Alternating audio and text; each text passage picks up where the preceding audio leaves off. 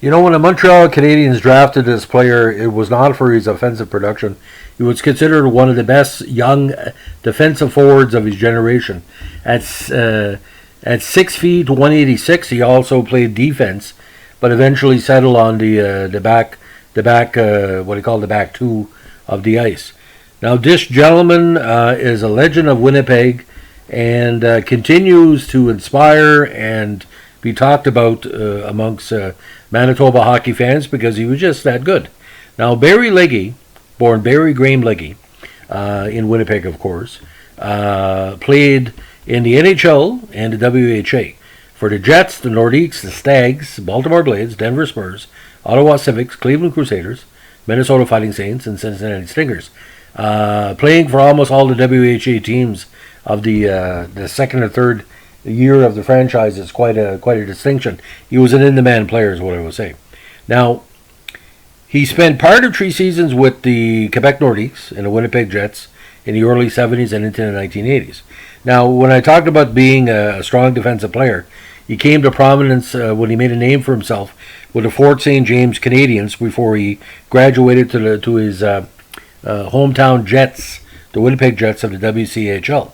Now, with the Jets, his first season, 17 points in 61 games with only 1 goal. So again, he was there for his defense. Second season, he had improved 36 points with 53 points, including 10 goals in 63 games.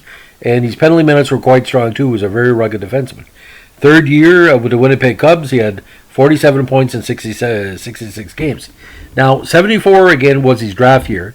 And Montreal was very interested in him. They took him 61st overall that year. And also the Michigan Stags took him 34th overall in the WHA entry draft.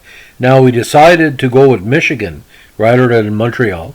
And that year he started with Greensboro of the SHL with 19 points in 37 games.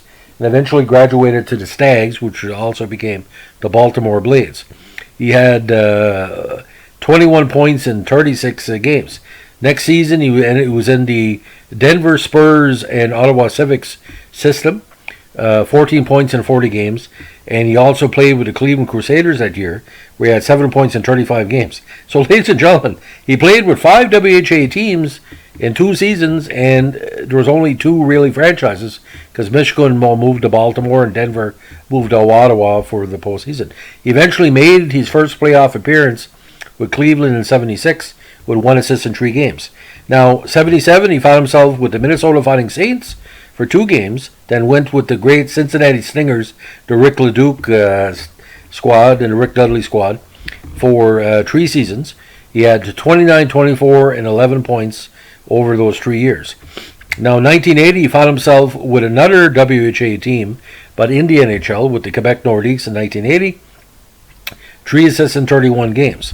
Now, 81, he found himself with yet another WHA team, but now in the NHL with the Winnipeg Jets. We had 6 points in 38 games.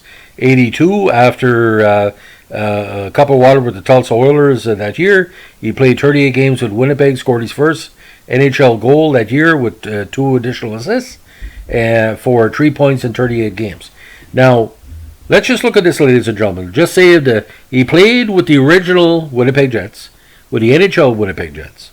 He played with former and current WHA teams.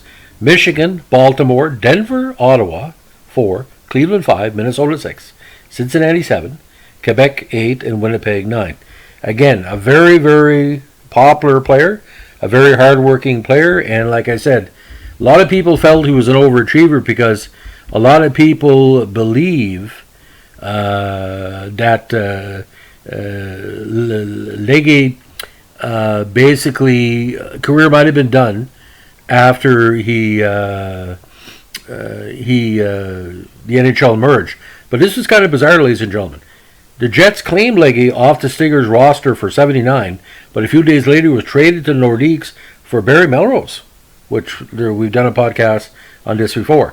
Then he was sent back to the Jets for cash and split the next season again between the NHL and the Tulsa Oilers. Now, last season was injury-filled, and I think that's what ended his career. And but, still impressive totals. 345 WHA games, 26 goals, 106 points, 5 points in 10 playoff games. And again, the NHL, 107 games, 1 goal in that last year with Winnipeg, 11 assists for 12 points. Now, 1980, Quebec was looking at certain players on defense to benefit them. Pat Price was there, Wally Weir, I think, a few others. And, being the Quebec franchise had a fascination with Central and Manitoba, Saskatchewan, Alberta prospects. But Legge, what really stands out, again, that Cincinnati year in 77, that was a very, very good team in 77. Didn't go far in the playoffs, but, I mean, they could score in bunches. And, Legge was a consistent player on the back end, killing penalties, getting the big hit. But I found as the years went on, his people noticed his penalty minutes were kind of, not say going down, but he was more consistent. He was fighting a little bit less, but he was also, not taking any bad penalties. There were some media out west, especially not out west, but in Cincinnati, saying he used to take bad penalties. I never saw him take a bad penalty because Cincinnati, he had to score 6 goals to win. So if you take a bad penalty, that means the other team might get that 5th, 6th, or 7th goal that beat those six counters. So anyway, that's the legend of Barry Legge. We really appreciate you dropping in. If you want to leave us a like, comment, or subscribe, please do so. We'll also take requests. And if you like what we're doing, tell your friends and tell them if you're looking for WHA history, this is the right place. Have a good day. Bye.